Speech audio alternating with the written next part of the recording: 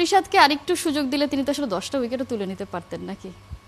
যে উইকেট এবং আপনি যেভাবে ইন্ট্রোটা লিখেছেন খুবই সেন্সেশনাল ইন্ট্রো, সকালবেলা এরকম একটা ইন্ট্রো পড়তে ভালো লাগে, শুনতেও ভালো লাগে। আমার কাছে মনে হয়েছে হ্যাঁ, রিশাদ যদি সুযোগ পেতেন তাহলে 10 উইকেট তুলে নেওয়া সম্ভব। তিনি 10 ওভারের জায়গায় যদি আর 5টা ওভার বেশি বোলিং করতে পারতেন 10 9 উইকেট ওভার নিতে করেছেন, পারতেন।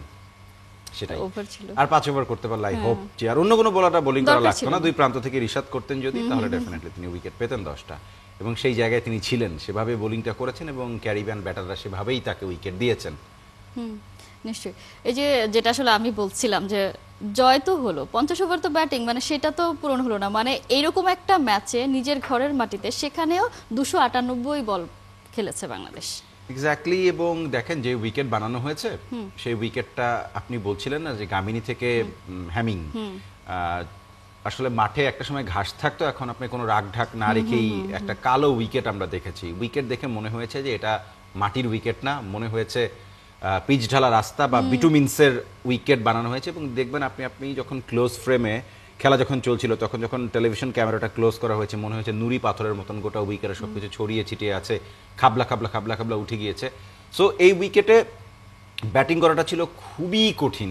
এবং যেভাবে লাটিমের মতো বল ঘুরেছে, যেভাবে আনইভেন বাউন্স আমরা দেখেছি, আপনি সাইফের বিডব্লিউটাই দেখেন না কেন, জাস্ট একটু বেশি পেস, একই সাথে ভেতরে আসা নিচু হয়ে থাকা বল, সাইফ সম্পূর্ণভাবে পরাস্ত হয়েছেন।